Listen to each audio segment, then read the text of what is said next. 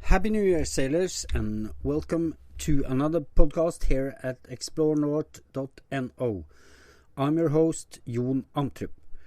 This time, I have the privilege and honor to speak to Jimmy Cornell.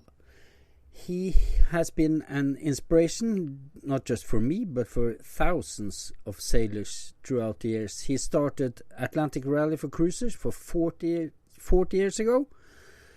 And now, in his 84th year, he has created High Latitude Challenge.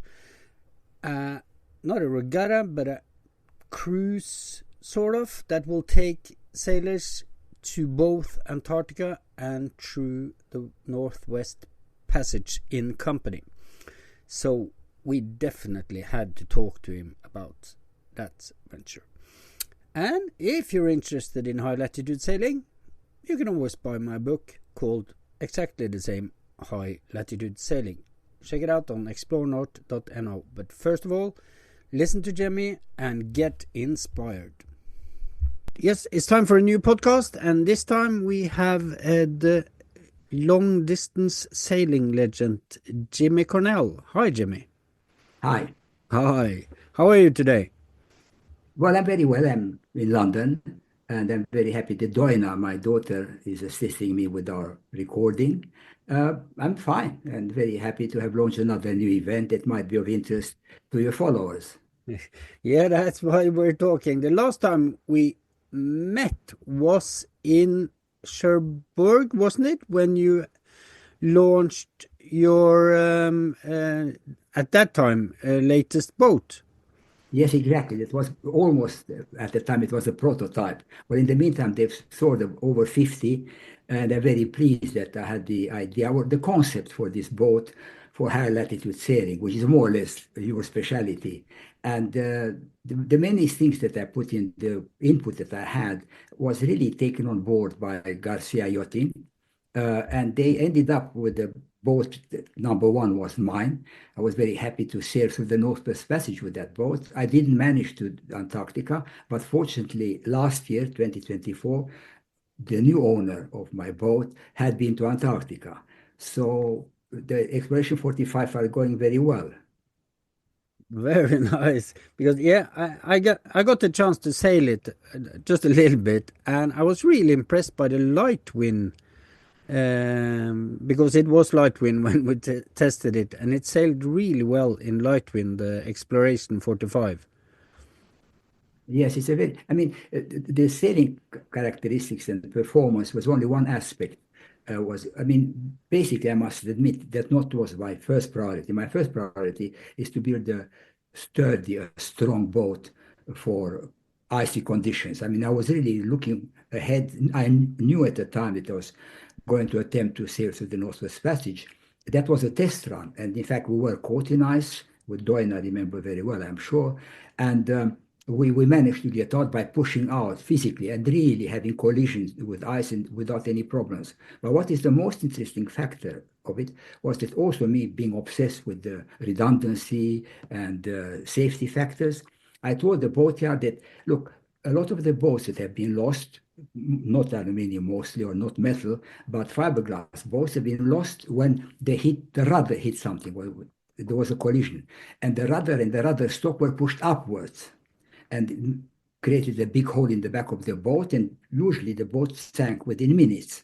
So I said, this is something to be borne in mind. So what I did, I suggested that the top side of the rudder itself, should be sacrificial. So although the rudder itself is solid aluminum, the very top is sacrificial, made of very light fiberglass material. And this was an idea, and fortunately, the boatyard listened to me, and they did it, and all the boats had it. And we sailed up to the Bering Strait. We had a collision with ice. I didn't realize anything. There was a very bad collision with a big piece of uh, floating ice. And later on, about 6 weeks later, I was in an anchorage on my dinghy, and I looked and I could see through the clear water that the top of the rudder, the port rudder, was damaged. And then I put my camera on and photographed it, and it was crumpled. At that point, we had hit the ice, it had hit the rudder stock, it pushed the rudder upwards, and it crumpled. And I noticed that there was something, but of course, nothing had happened to the boat. Later, I took the boat to the boatyard, they took the rudder off, they repaired it, and that was it. So this was one of the many things that went into the concept of the Exploration 45, besides performance and comfort and so on. Yeah. And when you hit the floating ice, you didn't you didn't notice anything about the with the steering. No, I didn't know that there's still, well, it's two rudders. Another good idea to have two rudders. So No, not a good idea. a No. shock. There was a shock. I could feel that there was a shock. It was a very bad Yeah, shock. yeah, But that's what it. In any other boat would have serious, it would be very serious damage because, as I said and I explained, and people are not aware of it. It's not the rudder that causes the damage. It's the stock being or the front side of the. Even worse if it's a balanced rudder. It pushes it upwards and it hits the normally what is probably an aft cabin or the aft part of the boat and makes a big hole in it. The rudder just cuts through. So this is what happened in my case. very nice. And because you tried the first time from east to west, Yes. and that In you didn't. 2014, I tried to go from Greenland to the Bering Strait. Yeah, and it was too much ice that season. There was too much ice. There was in those days. I mean, it was come 10 years later. The situation is very different. Unfortunately, I say Yeah. unfortunately because of climate change. So we advanced, and again we said, "Oh, everything was okay." But normally, in every year, even now with climate change or not, the winter ice melts and retreats from west to east. So historically, although from Amundsen onwards, your compatriot, everyone tried to go through the Northwest Passage from east to west. Up to 100 years now, it's more than 100 years, it was also, that was the normal practice. But in fact, because of climate and other conditions, the ice retreats from west to east. So it's always easier and sooner, earlier, you can start a passage from the Pacific end. And that's why the chance of successful transit is much higher for both starting from there than from the east. Because from the east, if the ice has not retreated by the end of August, which is late, and it happens in some years that it hasn't, means that you will be very hard pushed to arrive in the Pacific at a time when it's still safe and comfortable to sail, because by September the weather gets very bad in the northwest, in the that part of the Pacific. But also very often you can't make it through because the new ice is being formed. So very often boats starting from the east were forced or continue to be forced to spend the winter in the Arctic, in Arctic Canada or maybe in Alaska. Yeah. So you made it through, and then you sold the boat, and Yes, then well, you had a new project. I did. Well, no, actually, to cut the story short, I'm Yeah. very practical, as you probably know by now.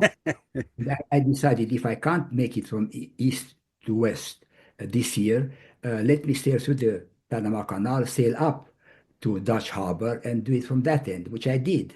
And indeed, I was right because we not only did we manage to start very early in July, but the middle of July, but we also made the passage in record time. It is over 3,000 miles, and we managed to do it in about 6 weeks. So we finished by, I think, by the end of August, and it was still a good time to see ourselves from there. So that was my successful transit of the Northwest Passage in 2015. Yeah. And now you want even more people to experience it, because it's 40 years since you launched Atlantic Rally for Cruisers, Yes. and you're still coming up with new good ideas. Well, thank you for the compliment. Uh, I think that basically there is a story behind it. Then I come to the first arc. Um, Last year was 2024, there were a maximum boats have transited, sailboats transited the Northwest Passage. In total, 18 boats, which is unprecedented. and among them were three Exploration 45. Okay? At the same time, last year, an Exploration 45, my former Aventura 4, had sailed to Antarctica. So when I thought about this and I talked to the three boats, the owners of the three boats that came through the Northwest Passage, I said, well, wait a moment. What about doing something, allowing people to sail both to the Northwest Passage and to Antarctica safely under good conditions and so on? And this is how the idea came about. And this is why I thought, what are the critical times, the best times to go to Antarctica? Well, it's July and August, which is the austral, the southern summer, and to the Northwest Passage, July and August, which is the boreal, the northern summer. So I said, fine, how do we do this link? So obviously, why don't we sail, if we sail from Europe, we don't want to go through the Northwest Passage from east to west, so why don't we sail south from Europe to Antarctica, visit Antarctica in January, and by February you come back, and we have plenty of time to sail north to arrive at the southern end of the Bering Strait, the Dutch harbor, by June, so that you then have July and August to go through the Northwest Passage. So this is how the idea was born, as an idea. Then I started looking at the weather systems, and it is fantastic. You start from Cherbourg, from the west of France, there are perfect winds to the Canary Islands, to the Cape Verde Islands, across the Atlantic to Brazil, and at time you have perfect winds along the northeast coast of Brazil, all the way from them all the way to Argentina. Then you make your way, quite challenging, all the way down from Argentina, Mar del Plata, to the Beagle Channel. And then you arrive there in December, you spend Christmas there, maybe your family join you. I hope not, because we try to discourage crews from flying too much because of the damage the flying does to the environment and to the climate of the whole world. But anyway, you arrive at the optimum time in Ushuaia or Puerto Williams in December, and then you sail to Antarctica in January, which is the best of times. You come back, then you have plenty of time to go to that fantastic part of southern Chile, which is very similar in many ways to Norway. These beautiful fjords, these beautiful glaciers, and all the fantastic scenery. So you can take your time if you want to spend even 6 weeks. And then from there, where do you start from there? You continue north, you go to Easter Island. It's a fantastic opportunity to visit Easter Island. And then from Easter Island, you have a long leg to sail to Hawaii, and so on. You arrive in Hawaii, and then from there to Dutch Harbor in in the Aleutians, not in Alaska because it was one of the islands in the Aleutians. And then you start the Northwest Passage transit. So this is how it all came together, and the winds are very good, very favorable.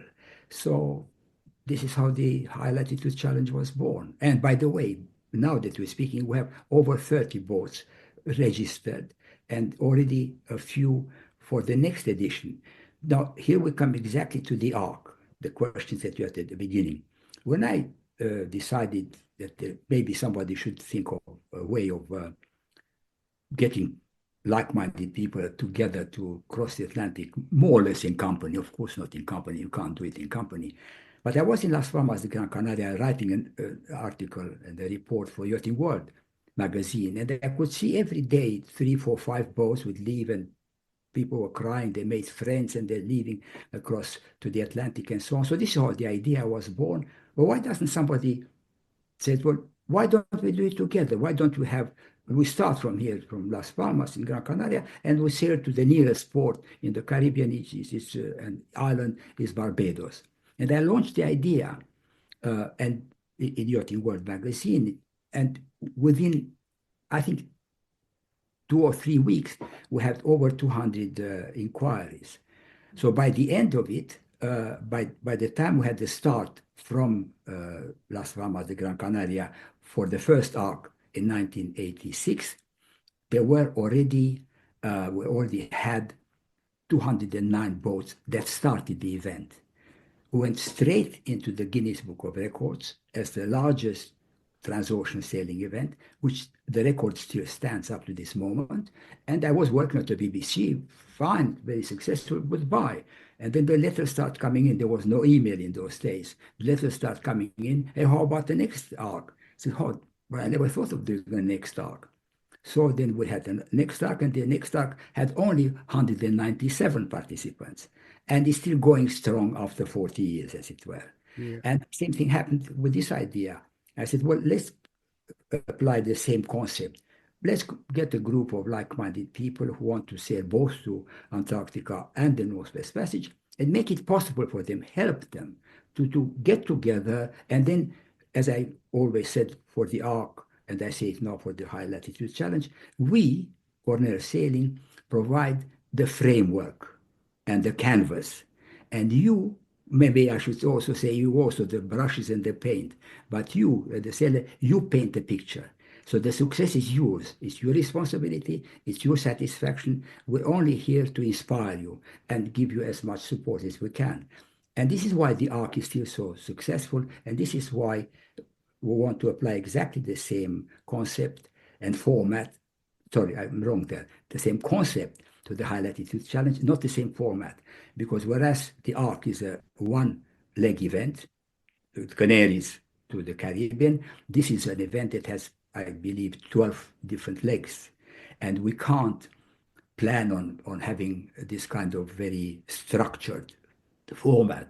So we want to give the participants a lot of flexibility.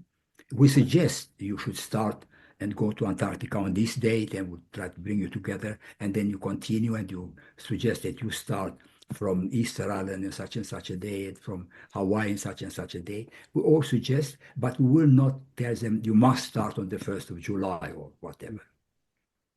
But did the number of participants that have registered surprise you?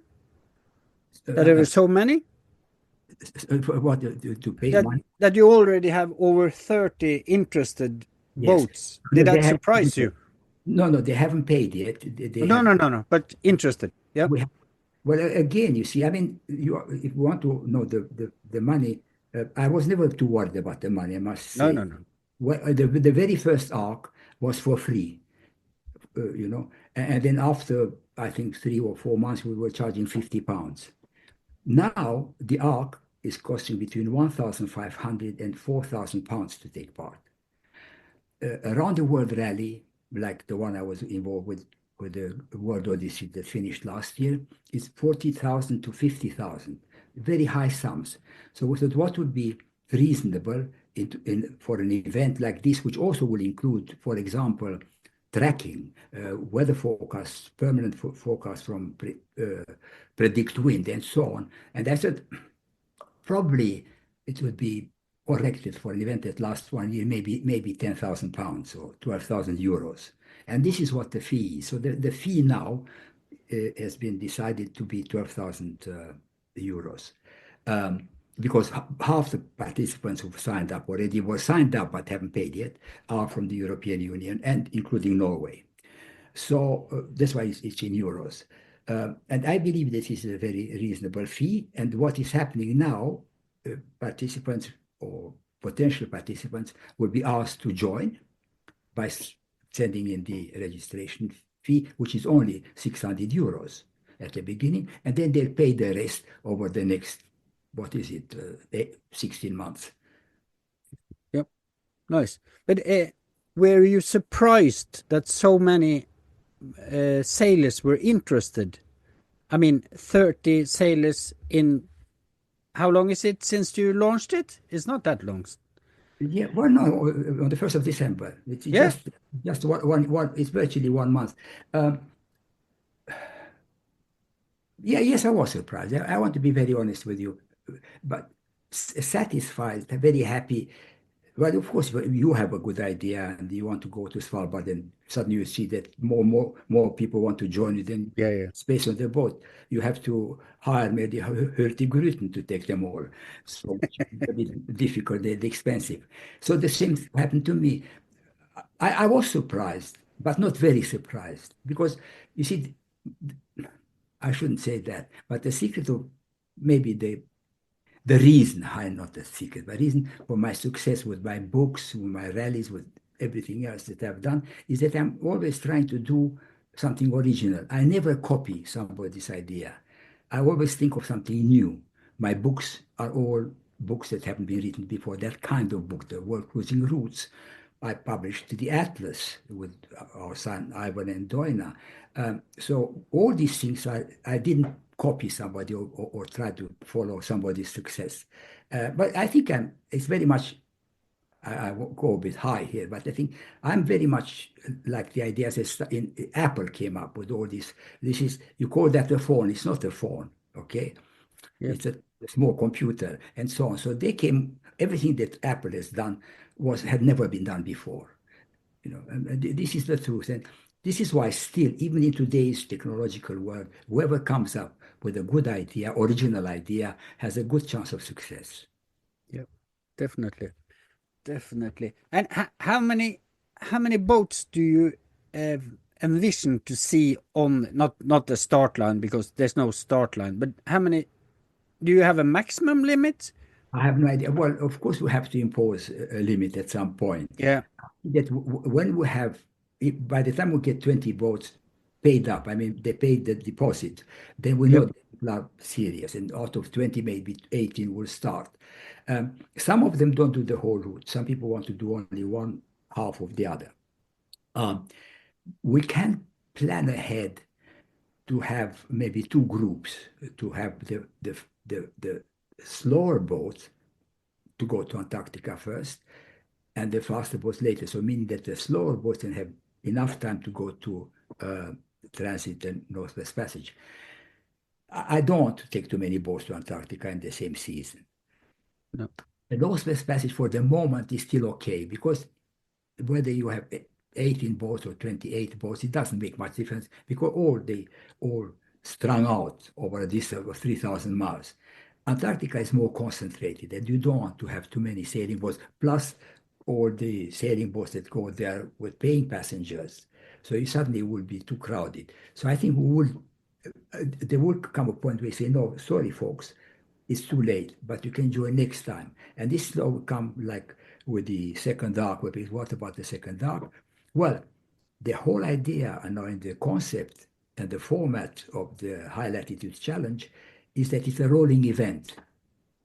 So meaning that people can join and finish wherever they feel like it. If they don't want to start in Cherbourg, they can start in Rio de Janeiro or Mar del Plata and continue, and they complete where they want. If they want to complete somewhere sooner, that's what it is. But the advantage of this is that from now on, like I've just launched the idea today, I started making it known. The next edition will be in 2027, meaning that we start in 2026 from Cherbourg. We'll go south, Antarctica, then start sailing north. And any boats from example, from the United States or from China or from Japan, they want to join, they can sail in, say, May, June 2027, and join this first event in Honolulu, in Hawaii, or in Dutch Harbor. Do the transit of the Northwest Passage and continue the whole loop. And by 2028, we'll do it again, and people can start and join wherever they want. So this is the whole concept that because it's done on a year, and we start from September 2026, and the event should finish in September 2027 in Cherbourg. But along the route, people can join wherever they want. And if they join later, they join with the previous year's event and they continue with the new event. So this is the concept of this uh, merry-go-round, the carousel. Yeah, yeah, yeah. So a real eager high latitude sailors, he can do it twice in a row. Well, yes, exactly. So it were not in the same season, but in the same Yeah, virtually, yeah, because yeah. in January you are in Antarctica, and in July you are in the Northwest Passage. And Amundsen was the first man to have gone to the two places. I mean, your compatriot, he did Right. the Yeah. Northwest from east to west. Then he went to Antarctica, but he didn't go from one to the other. But he did actually sail from one to the other. He did both. He did. Uh, what are you going to do it? No, no. Look, I'm 80. No. I'm 40 years younger than you. My Gwenda has been, my wife Gwenda, and has been very, very understanding, supporting, generous with me over all these years. I mean, in the last, I've started sailing 50 years ago with my family and so on, and I've spent half my time away.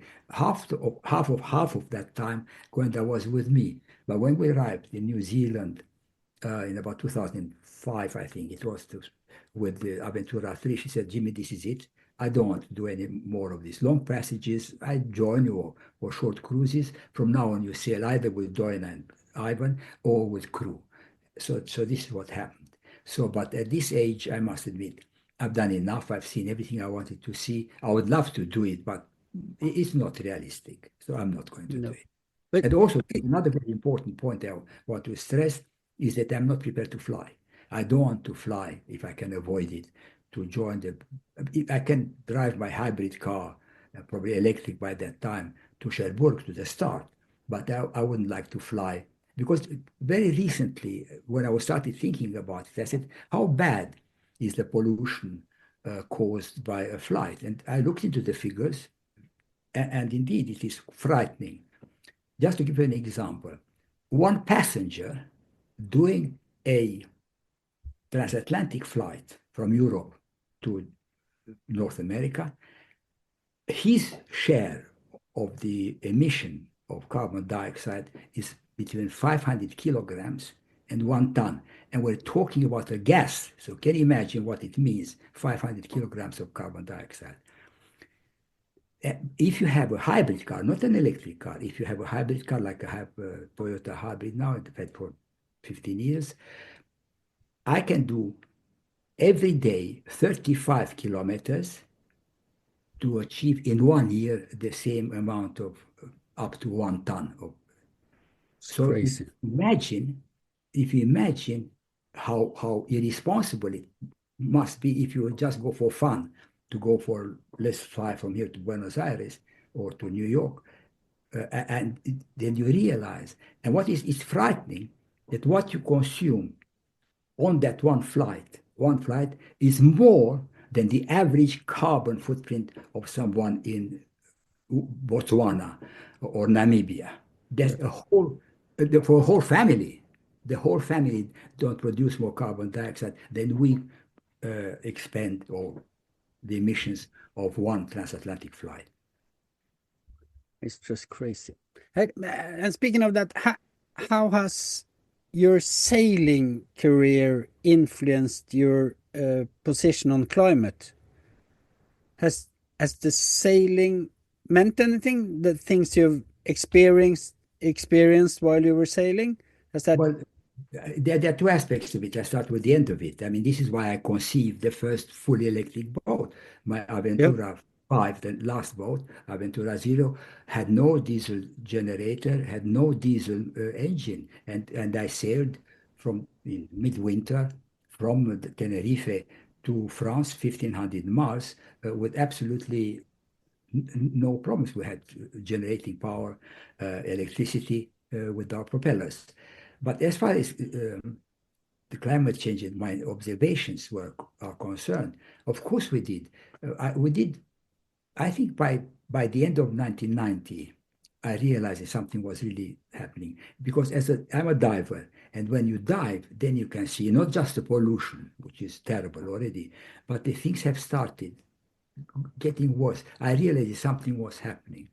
Um, and indeed, the signs were there. And what I should almost say, I'm very proud of, in the introduction of the fourth edition of World Cruising Routes, now it is the ninth edition of my book, that is exactly uh, 94, 31 years ago, I wrote about climate change and the effects of climate change on the sailing routes and so on. And that is 31 years ago. And I said, we must not ignore this. We must listen to the scientists. Something is happening in nature, and we will not like the results and the consequences. And I wrote that in 1994. That is nice. These high latitude sailing adventures, or the challenge, it usually involves consuming a lot of diesel, in my experiences at least. But as you said, you've been trying to go fully electric on Yeah, Aventura 5. Was it 5? zero. I mean, I called it, it's five, it was five, but I Yeah, called but it it's called zero, 0. so zero emissions. Well, no, I Yeah, mean, this is exactly what we're going to do. I've made this point, I'm going to make it again to participants in the High Latitude Challenge. We must keep it to minimum. I want people to encourage to have to generate electricity from renewable forces, hydro generation, wind power, and certainly solar panels. And we'll ask them to keep a record of their hours of use of the engine and of the diesel generator, and also of what approximately how much electricity they manage in percentage uh, by renewable sources, and we'll give special prizes for that. So I think we want to encourage, because nowadays, I mean, as you can't get through the Northwest Passage unless you use your engine nowadays. The winds are light. The deadlines are quite strict. You have to really make it in one safe season and so on. So yes, we're still polluting, and let's keep it to the minimum.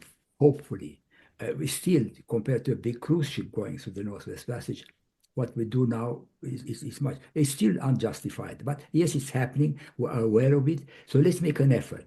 And I know from this last round of the World Rally, we had boats. They had covered all their consumption of electricity from renewable forces. Yes, the advantage was sometimes that they had a catamaran and they had a large area to display solar panels. Everybody, or most of the people, had a hydro generator. So I think that we can minimize, even if we can't eliminate the risk of emissions. Sailing boats, I mean, sailing boats. Don't just put on the engine because you want to go two knots faster. Well, just wait for, I mean, you can wait, and all right, it takes you 20 days to cross the Atlantic and not 14. So I would definitely encourage people not to use their engines more than necessary. yeah.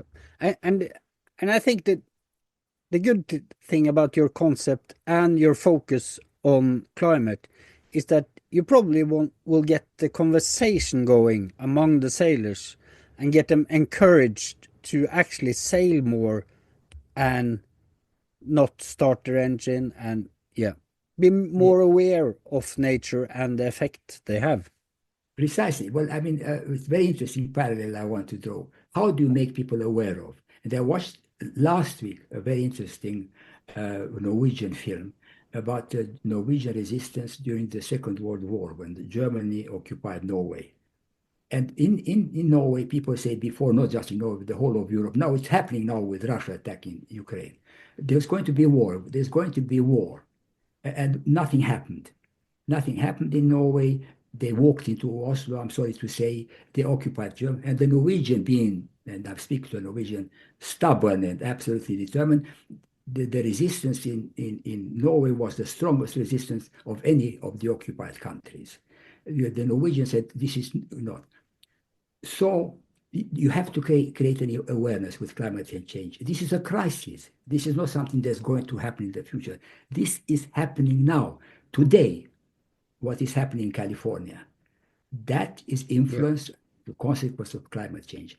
And this is what happened. And this is why the main character, the main hero, which is a true story of this film, I can't remember his name. Um, I think it was number 24, exactly. Number Yes, Kjartan Sønsteby. Yeah, I just saw it the other day myself. Yep.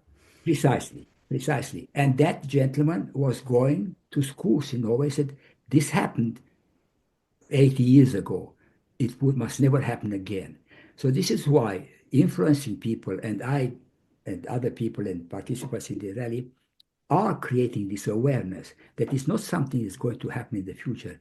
It's happening now. And this is, I totally agree with you. We will make an effort for our participants to make an effort to reduce their carbon emissions and to set an example. Yep. Yeah. Uh, Back to the sailing.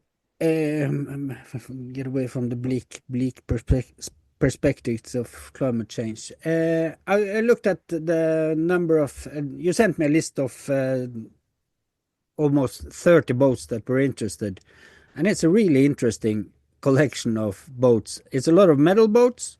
It's a few Halberassis, a Rival, and I think the smallest one was 41 and the biggest one was 68 something. 69. What was 69, yeah. yeah, Yep. yes. And if you would describe your perfect boat, and we all agree that there's no perfect boat exists, right? But for this adventure, what would it be?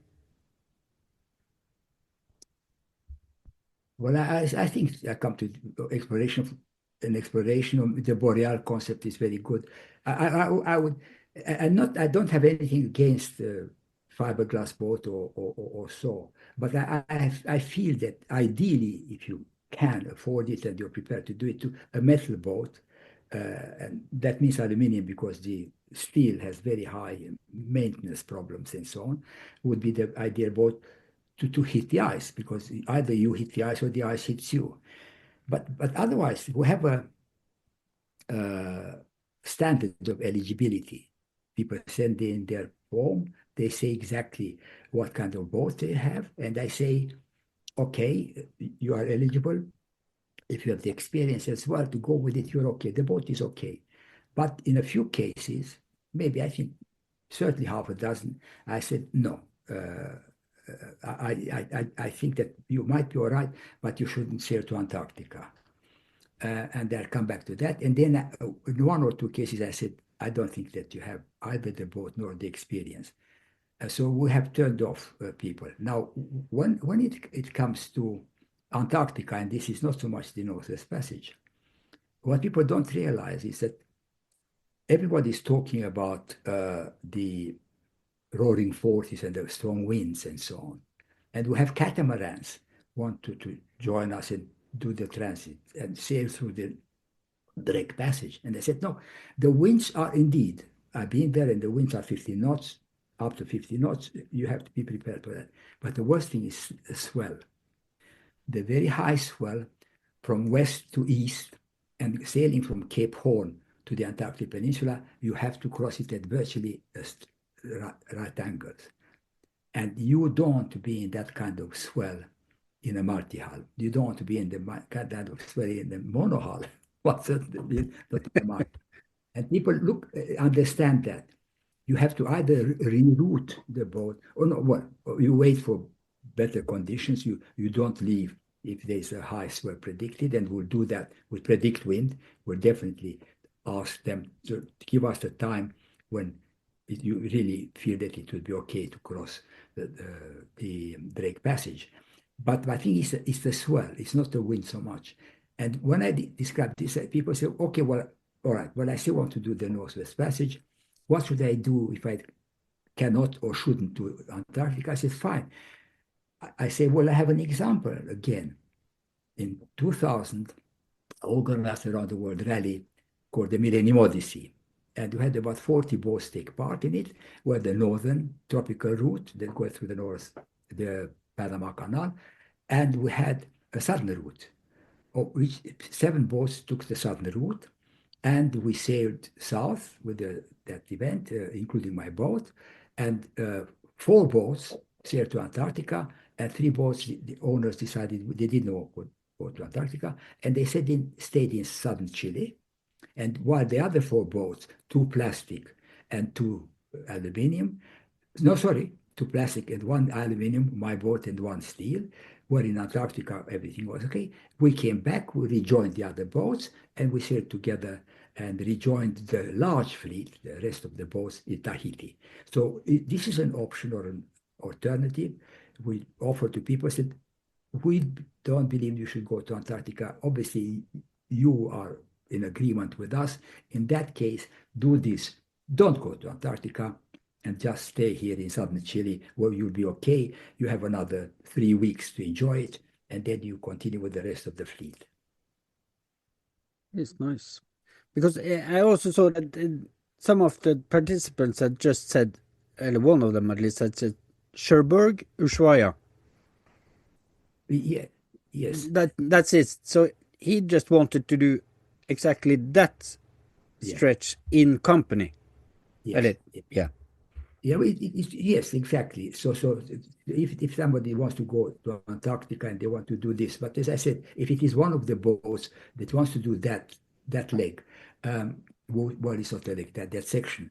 In that Yeah, case, we say, okay, but if the boat is not okay for sailing to Antarctica, we'll discuss it. And I've discussed it personally with everyone. In every case, I'm not setting rules. I prefer to discuss and explain, like I'm explaining to you now, why yeah, I believe that it shouldn't be a good idea. that is nice. And speaking of Antarctica, there's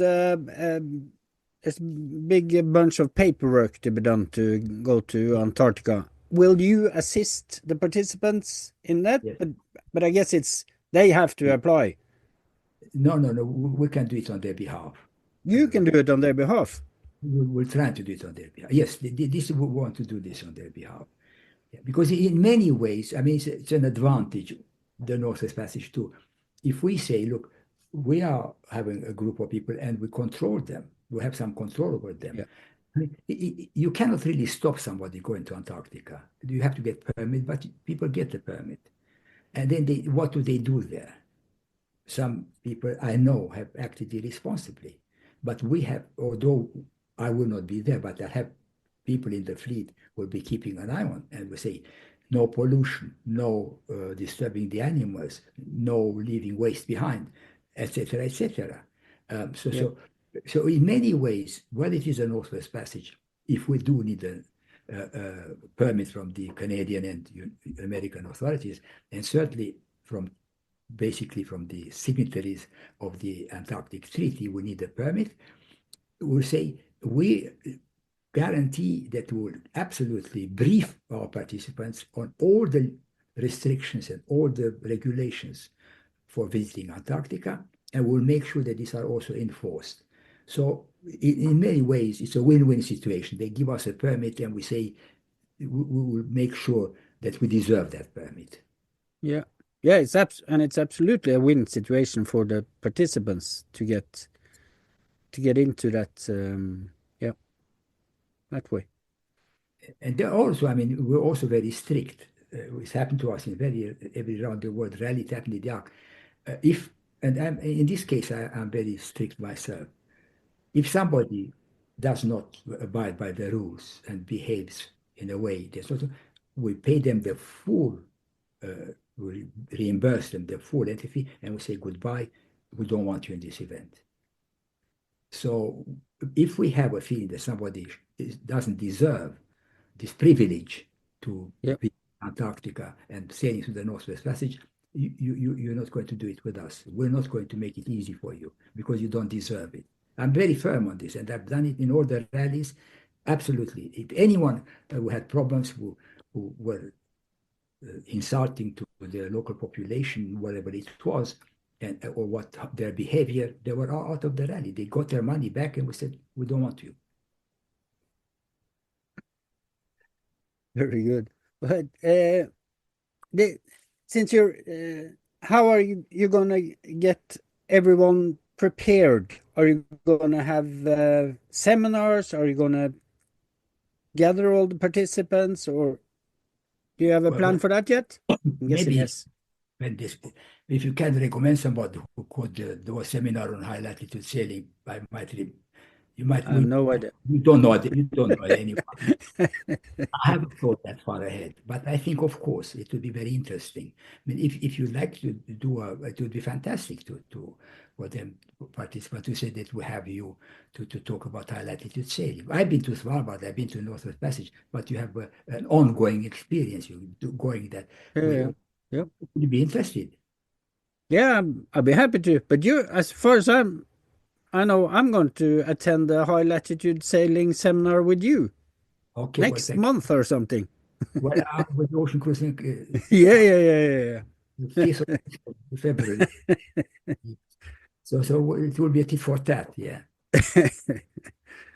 Yes, No, no, no. it would be very good if you don't mind. It would be fantastic because it will also.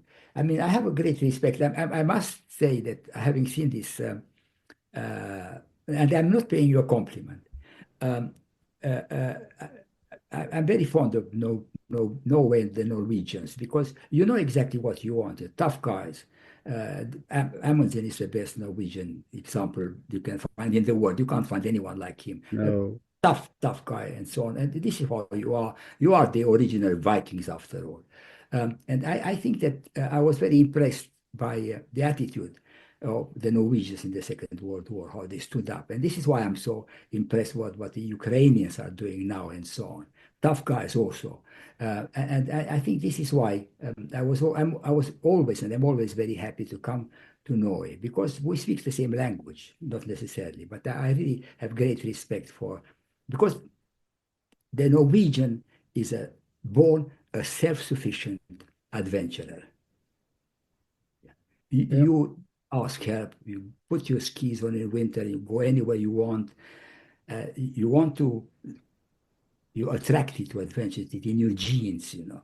And this is how I'm talking about basically the Vikings that sailed to America before Columbus, 500 Yeah. years before, you know. So, yeah. But So you, let's talk about that seminar on high latitude yeah, sailing. yeah, we can definitely talk about that. But you're also pretty much describing yourself, aren't you, Jimmy? You should Hey, be a Norwegian. You're pretty much describing yourself. You should be a Norwegian. well, maybe You're, I am. I haven't told you yeah, this. maybe you am. Because it seems like, I don't know how many ideas you have, but you seem, if you have an idea you believe in, you follow through. You make it Yeah. happen, Yeah. no matter what. Well, you know the mentality, you know, you have a good Yeah. idea. I mean, you are talking. I mean, you have an idea, you do it. And I think this is obviously it's not just in your gene, it's in your upbringing, you know. I mean, you are very serious people. I mean, committed people. I know it because I've been so many times and I've had seminars at the Royal Norwegian Yacht Club in Oslo and so on. And I'm always impressed that when you say something, this is how it is. That's it. I mean, I know. I mean, the guy says, all right, so come on the 17th of May at 6 o'clock, we have a seminar. Come also on the 17th of May, and at 6 o'clock, we have a seminar, and that's it. That's it. So, that's it. Yeah. That's nice. But is this, since you're not sailing on your own boat so much anymore, is this a way for you to sail? Not sail, but to sit at home in London and actually do let other people sail. Do you know what I mean? What I'm No, hinting at? of course, no. Of course it is. Of course it is. Yeah, I mean, some of my best friends are people that I met in my various rallies for a start. And yeah. I associate and then I don't think that I envy these people, but I am very much with them. And this is why I told you earlier, I'm very happy to deal personally as a one-to-one to write people, look, I don't think you should take your boat to Antarctica, to give an example, or whatever, and or that your boat is not. So it just gives me great satisfaction. First of all, that my idea has been taken up with so much enthusiasm and interest, but also the fact that I can be in contact with today's sellers, you know. I mean, the amazing thing, I got an email yesterday from a participant who was in the Millennium Odyssey 25 years ago, and he's now 88 years old. I'm only 84. He's 80. He said, Jimmy, I've given up sailing. I still have my boat. And when I read about it, I said, I must do it. And he's 88, an Italian. It's gonna do it.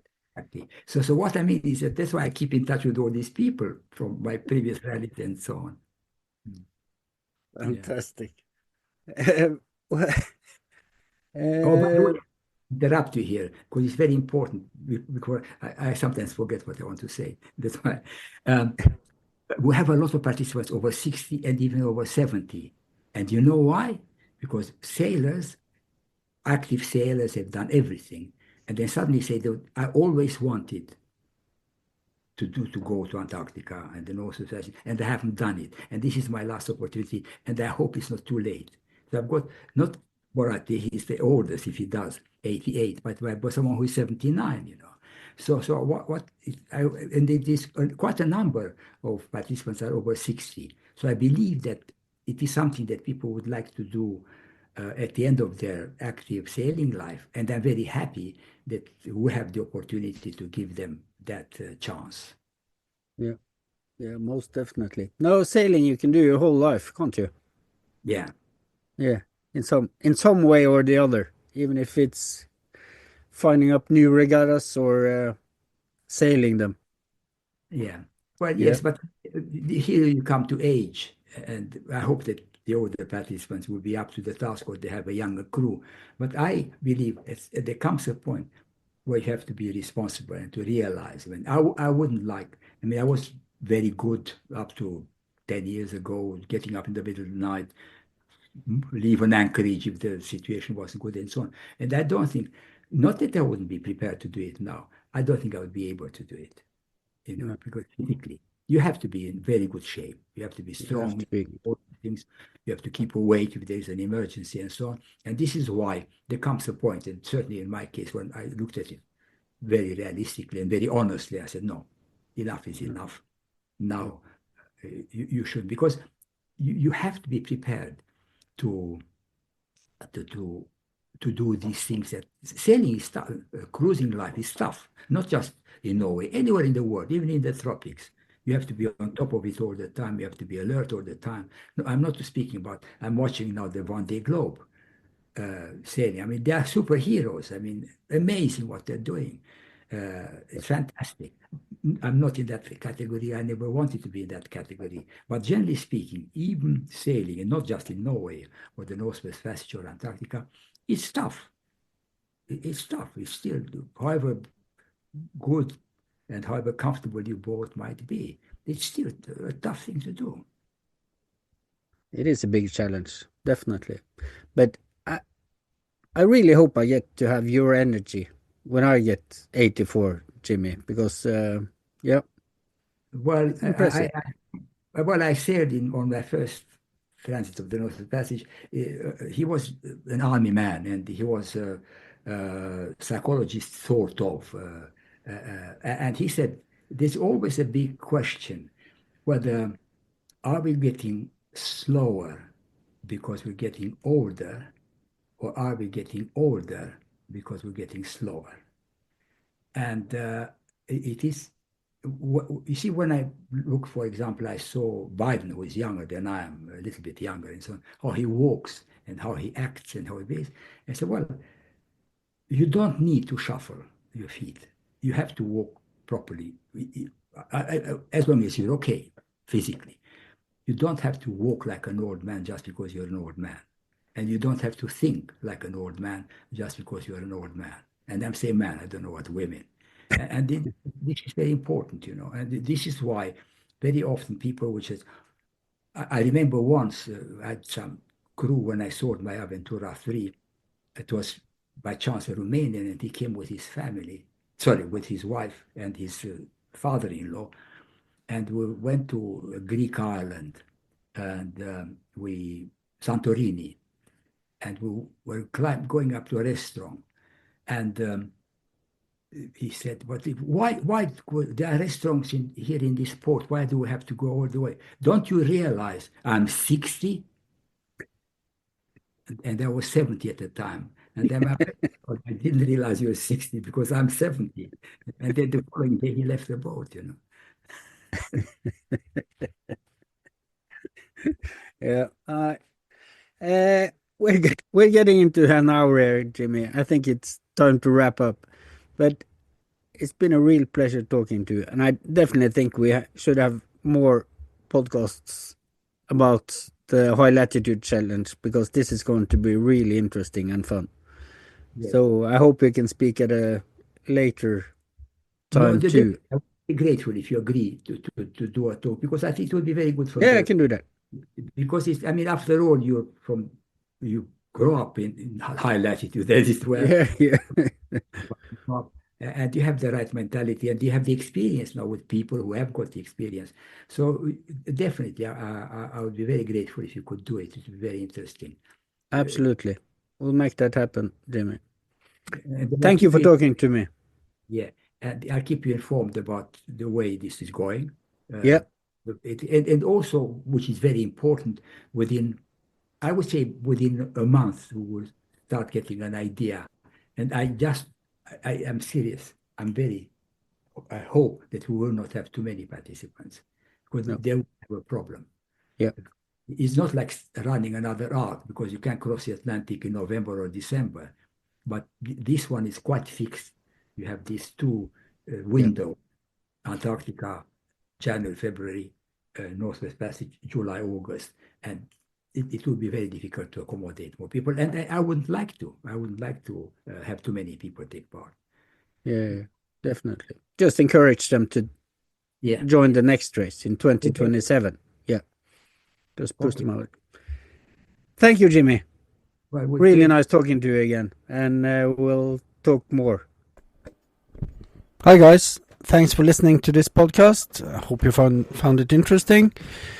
If you want to know more about high latitude sailing, I can highly recommend, without blushing, the book I wrote together with Bob Shepton, High Latitude Sailing, Self-Sufficient Sailing Techniques for Cold Waters and Winter Seasons. You'll find it on Amazon, on explorenorth.no. You can follow the link to buy a hard copy. And there's also a lot of other books there that you might find interesting.